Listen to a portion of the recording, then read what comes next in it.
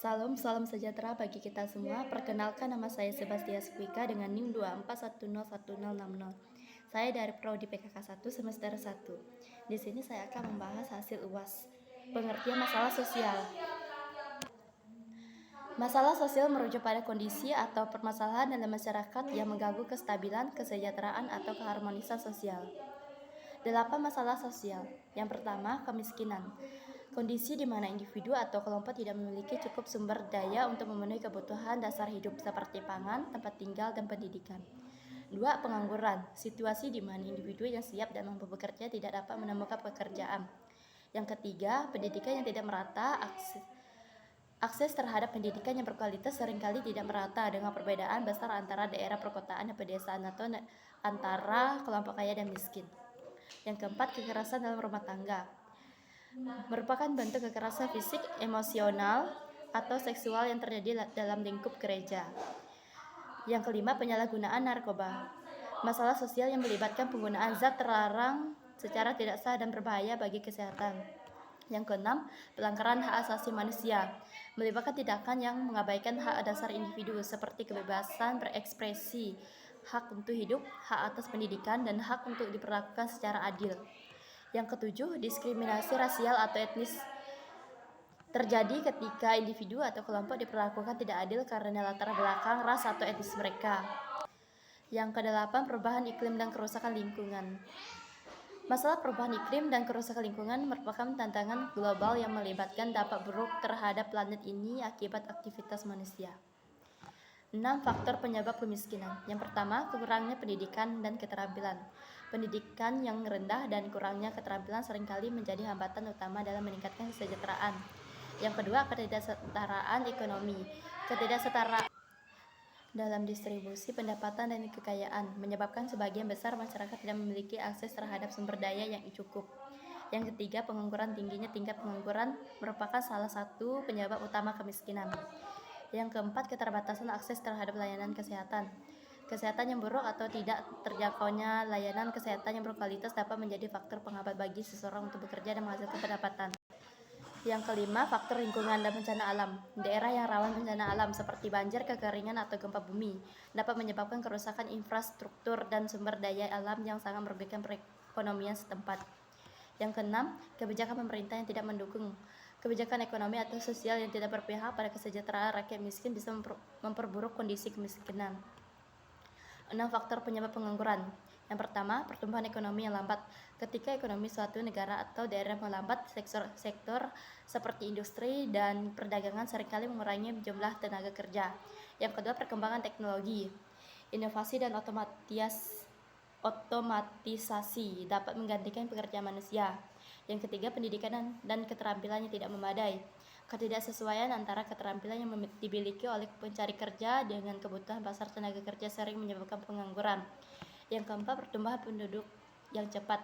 Ketika jumlah penduduk suatu negara terus berkembang pesat sementara lapangan pekerjaan tidak bertambah sebanding, maka terjadi ketidakseimbangan antara jumlah pencari kerja dan kesempatan kerja yang tersedia. Yang kelima, perubahan struktur industri. Perubahan dalam struktur industri seperti pergeseran dari industri manufaktur ke sektor jasa dapat menyebabkan pengangguran karena pekerja dari sektor sebelumnya kesulitan beradaptasi dengan sektor baru yang sering membutuhkan keterampilan atau pengetahuan yang berbeda. Yang keenam, kebijakan pemerintah yang tidak efektif. Kebijakan ekonomi dan ketenagakerjaan yang tidak memadai atau salah arah seperti kebijakan pengurangan subsidi atau peningkatan pajak yang berlebihan dapat menghambat penciptaan lapangan pekerjaan. 5. Dampak kesenjangan ekonomi. Yang pertama, ketidaksetaraan akses terhadap sumber daya. Kesenjangan ekonomi menyebabkan sebagian besar sumber daya seperti pendidikan, kesehatan, dan peluang kerja hanya dapat diakses oleh kelompok-kelompok tertentu. 2. Peningkatan ketidakstabilan sosial. Kesenjangan yang besar antara kaya dan miskin dapat memicu ketegangan sosial. Yang ketiga, penghambat pertumbuhan ekonomi. Meskipun kesenjangan ekonomi dapat mendorong inovasi dan investasi di beberapa sektor, secara keseluruhan ketidaksetaraan tidak tinggi bisa memperlambat pertumbuhan ekonomi. Yang keempat, penurunan kualitas kesehatan masyarakat. Masyarakat dengan pendapatan rendah cenderung memiliki akses yang lebih terbatas ke layanan kesehatan yang baik, sehingga meningkatkan prevalensi penyakit dan menurunkan harapan hidup. 5. Terbatasnya mobilitas sosial. Kesenjangan ekonomi juga membatasi mobilitas sosial, yaitu kemampuan seseorang untuk berpindah kelas sosial. 7 faktor penyebab keterbatasan akses pendidikan. Yang pertama, faktor ekonomi. Ketidakmampuan finansial keluarga untuk membiayai pendidikan anak menjadi salah satu penyebab utama keterbatasan akses pendidikan. 2. Faktor geografis. Lokasi yang terpencil atau sulit dijangkau, seperti daerah pedalaman atau daerah dengan infrastruktur yang buruk dapat menghambat anak-anak untuk mengakses pendidikan. 3. Faktor sosial dan budaya. Dalam beberapa budaya, terutama yang memiliki pandangan patriarkal atau konservatif, anak perempuan atau kelompok tertentu mungkin dipandang kurang penting untuk mendapatkan pendidikan. 4. Kurangnya infrastruktur pendidikan. Di beberapa daerah, terutama daerah terpencil, kurangnya fasilitas pendidikan yang memadai seperti gedung sekolah, ruang kelas yang cukup, fasilitas sanitasi, dan peralatan pembelajaran dapat membatasi akses pendidikan yang berkualitas. 5. Kualitas guru dan kurikulum. Keterbatasan jumlah dan kualitas guru yang terlatih serta kurikulum yang tidak relevan dengan kebutuhan lokal dapat membuat pendidikan menjadi kurang efektif dan tidak menarik bagi siswa. 6. Bencana alam dan konflik. Daerah yang sering mengalami bencana alam seperti banjir, gempa bumi, atau daerah yang sedang dalam konflik atau perang bisa menghancurkan infrastruktur pendidikan dan memutuskan akses ke pendidikan bagi anak-anak. 7. Disabilitas. Anak-anak dengan disabilitas seringkali menghadapi kesulitan besar untuk mengakses pendidikan. 7. Bentuk-bentuk diskriminasi dan intoleransi.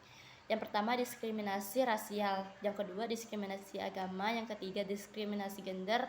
Yang keempat, diskriminasi orientasi seksual. Yang kelima, diskriminasi disabilitas. Yang keenam, diskriminasi usia. Yang ketujuh, diskriminasi sosial dan ekonomi. 7. Bentuk kerusakan lingkungan. Yang pertama, polusi udara. Polusi udara terjadi akibat pelepasan gas berbahaya seperti karbon dioksida, sulfur dioksida, nitrogen oksida, dan partikel debu dari kendaraan bermotor, pabrik, dan pembakaran bahan bakar fosil. 2. Pencemaran air. Pencemaran air disebabkan oleh pembuangan limbah di industri, domestik, pertanian, atau sampah plastik ke sungai, danau, dan laut. Yang ketiga, deforestasi. Deforestasi terjadi ketika hutan ditebang atau dibakar untuk membuka lahan pertanian, perkebunan, atau pembangunan. 4. Erosi tanah. Erosi tanah adalah proses hilangnya lapisan tanah subur akibat air hujan, angin, atau aktivitas manusia seperti pertanian yang tidak terkelola dengan baik. 5. Perubahan iklim. Perubahan iklim yang terutama disebabkan oleh emisi gas rumah kaca mempengaruhi pola cuaca, meningkatkan suhu global dan menyebabkan bencana alam seperti banjir, kekeringan, dan badai yang lebih intens. Yang keenam, kehilangan keanekaragaman hayati. Kehilangan spesies akibat kerusakan habitat, perburuan liar, dan polusi mengurangi keanekaragaman hayati. 7. Pencemaran tanah. Pencemaran tanah terjadi ketika tanah tercemar oleh bahan kimia yang berbahaya seperti pestisida, limbah industri, atau tumpahan minyak. 9. Bentuk masalah kesehatan. Yang pertama, penyakit menular atau infeksi. Yang kedua, penyakit tidak menular atau PTM. Yang ketiga, gangguan mental. Yang keempat, kesehatan reproduksi. Yang kelima, kesehatan lingkungan. Yang keenam, penyakit kronis. Yang ketujuh, kesehatan anak dan lansia. Yang kedelapan, kecelakaan dan cedera. Yang sembilan, penyakit gizi buruk. 7. Penyebab kriminalitas. 1. Kemiskinan dan ketimpangan sosial. 2. Pendidikan yang tidak memadai. 3. Pengaruh lingkungan. 4. Keluarga yang tidak stabil. 5. Penyalahgunaan narkoba dan alkohol. 6. Kurangnya kesempatan kerja. 7. Ketidakadilan dalam sistem hukum. 11. Pengertian mobilitas sosial. Mobilitas sosial merujuk pada pergerakan individu atau kelompok dalam hierarki sosial yang bisa berupa perpindahan status sosial, ekonomi, atau posisi dalam masyarakat. 4. Faktor yang mempengaruhi mobilitas sosial. Yang pertama, pendidikan merupakan salah satu faktor penting yang dapat meningkatkan mobilitas sosial. Yang kedua, ekonomi. Keluarga atau masyarakat dapat mempengaruhi peluang untuk naik atau turun dalam hierarki sosial. Yang ketiga, keluarga dan latar belakang sosial. Faktor keluarga dan latar belakang sosial memainkan peran penting dalam menentukan mobilitas sosial.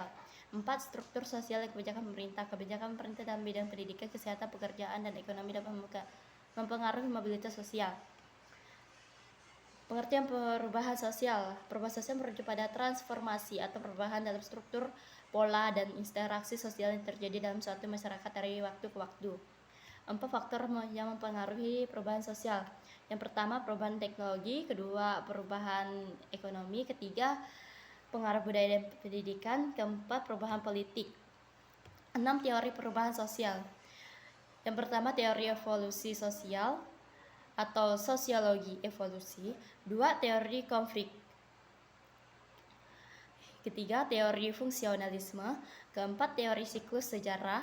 5. Teori modernisasi. 6. Teori ketergantungan. 10. Aspek perubahan sosial di era globalisasi. Yang pertama, perubahan dalam struktur keluarga. Globalisasi mempengaruhi struktur keluarga tradisional. 2. Perubahan pola pekerjaan. 3. Peningkatan mobilitas. 4. Kehadiran budaya populer global. 5. Perubahan teknologi dan informasi. 7. Perubahan dalam pendidikan. 8. Akses ekonomi global. 9. Perubahan dalam sistem nilai dan moral. 10. Isu lingkungan dan kesadaran global. 10. Aspek mobilitas sosial di era globalisasi. Yang pertama, pendidikan. 2. Teknologi dan inovasi. 3. Ekonomi global. 4. Perpindahan tenaga kerja. 5. Akses informasi. 6. Kultur dan gaya hidup. 7. Kesenjangan sosial. 9. Keterlibatan politik. 10. Kewirausahaan global. 4. Pengaruh positif media sosial dan teknologi. Pengaruh positif yang pertama, meningkatkan akses informasi. 2. Mempererat hubungan sosial. 3. Meningkatkan kesadaran sosial. 4. Memfasilitasi pendidikan dan pembelajaran jarak jauh. 4. Pengaruh negatif media sosial dan teknologi. Yang pertama, ketergantungan dan kecanduan. 2. Penyebaran hoaks dan informasi palsu.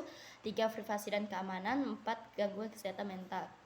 6. Prinsip utama ajaran sosial gereja tentang masyarakat. 1. Martabat manusia. 2. Kebaikan bersama.